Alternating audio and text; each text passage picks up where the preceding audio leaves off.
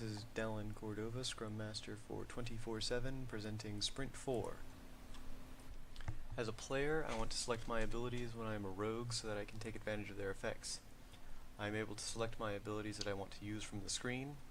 There is a shoot ability that allows the user to attack the enemy from a distance. There's an ensnare ability that allows the user to trap an enemy. There is a poison ability that allows the user to poison an enemy. Abilities have a cooldown period where they cannot be used again for a certain amount of time. If the player does not have the required resources to use the ability cannot be used. If the ability does not affect any targets, the ability cannot be used. Here we have the net ability that prevents the enemy from moving. There's a poison ability that damages them over time. And the shoot ability allows you to attack the enemy from a distance. The ability cooldown, so here when I use the net ability,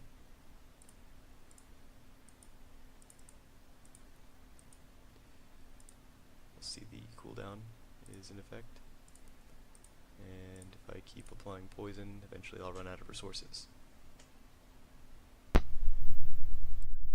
This is Will Hennon. As a player, I want different dungeon layouts so that the game is more interesting. My acceptance criteria, there are different kinds of dungeon layouts. Each level will have a randomly selected dungeon layout.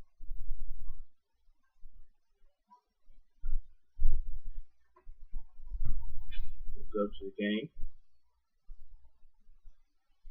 go to a new dungeon. We'll have a different layout. Go across and hit some more stairs. We have a different layout here.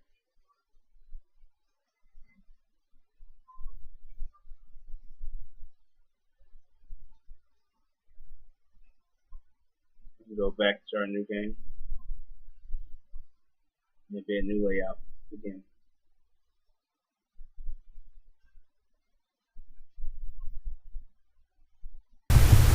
As a player, I want to select my abilities when I'm a mage so that I can take advantage of their effects. The acceptance criteria that I am able to select my abilities that I want to use on the screen. There's an ignite ability that allows the user to set enemies on fire. There's a freeze ability that allows the user to freeze enemies. And there's a strike ability that allows the user to deal a lot of damage while consuming all of their resources. Also, all abilities have cooldown periods where they cannot be used again for a certain amount of time. If the user does not have the required resources to use the ability, the user cannot use the ability. And if the player cannot use an ability for any reason, they are notified the reason they are unable to. So in the game, I'm a mage character, and you can see the three abilities I can select down here: the ignite, the freeze, and the strike. First, I'm going to demonstrate the freeze ability. So if I hit this, it'll freeze all enemies that are in my that I can see. So I hit that, and it freezes all the enemies for a little while, a few moves. So I moved enough, and they are now unfrozen. So I'm going to use that, try to use it again, but it says it's on cooldown. Next I'm going to use the ignite, so I set this enemy on fire. He's going to take some fire damage. And he took enough fire damage where he died. Next I'm going to show the strike ability.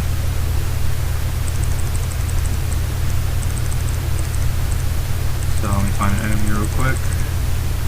So I'm going to use this, and this should deal enough damage probably to kill him in one hit. And that's what it did. It deals a significant amount of damage, and if I try to use any of my abilities, it says I don't have enough resources because I used all my resources for that. Additionally, it shows the reason I can't use any of my abilities down here in the toast. As a player, I want the game to become more challenging as I progress through the game.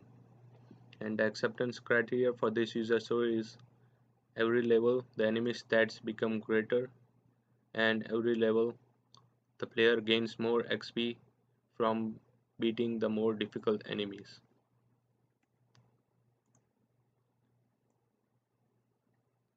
And as you can see that the current enemy takes 2 hits to defeat, and the experience gain from defeating the enemy is 3. And as the player progresses through the game,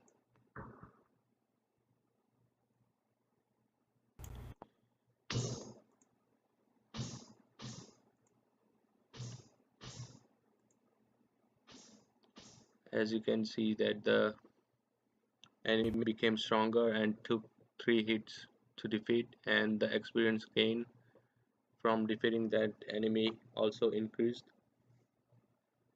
Let me demonstrate that once again. As you just saw that it took 3 hits to defeat the enemies at level 2, while it took 2 hits to defeat the enemies before, and the experience gain also increased. Hi, this is Ahmed Housawi, user story. As a range enemy, I want to move to my attack range relative to the player so that I may attack the player. Accepting criteria, the ranged enemy moves as far as it can from the player while still in attacking range. When it's too far, the ranged enemy moves close enough to be able to attack.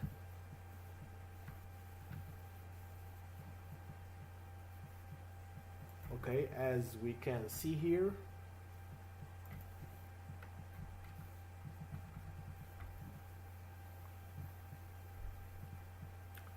now the player trying to find a range enemy. Okay, this is a range enemy, 2 of those. Okay, so now if I trying to attack, I see like how is the range enemy is going far from the player, so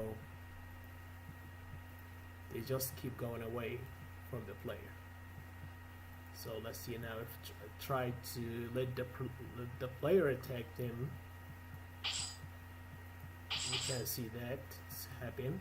So if I move the player, whatever, up, down, left, right, they keep moving away. So, okay. Thank you for watching. Hello everyone, I am Brendan from Team 24/7, and my user story for Sprint4 is, as a player, I want some levels to have a boss enemy so that I have a challenge to look forward to.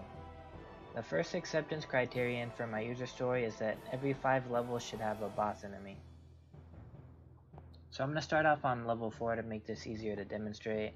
We're going to want to look for a weapon to defeat the boss, because otherwise he will do a lot of damage and probably kill us. So right here is a regular enemy.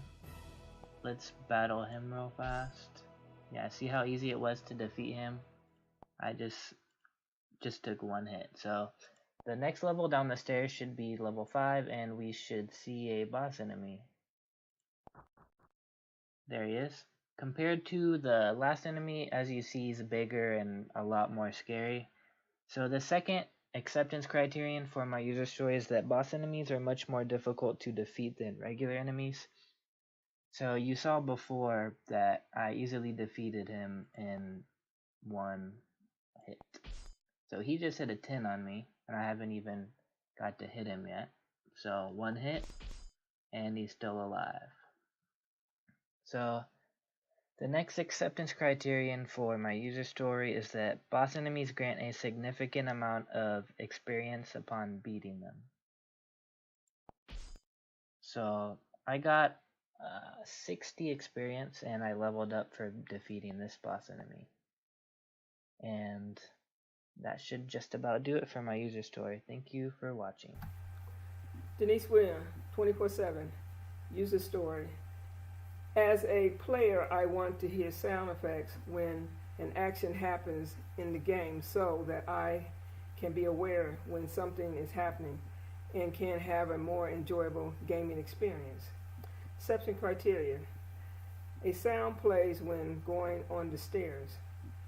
A sound plays when doing the melee attack.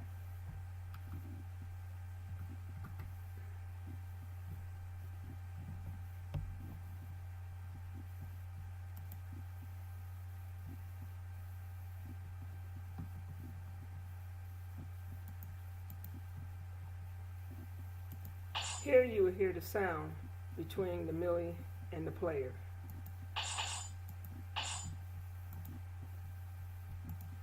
Now we will hear the sound in the stairs.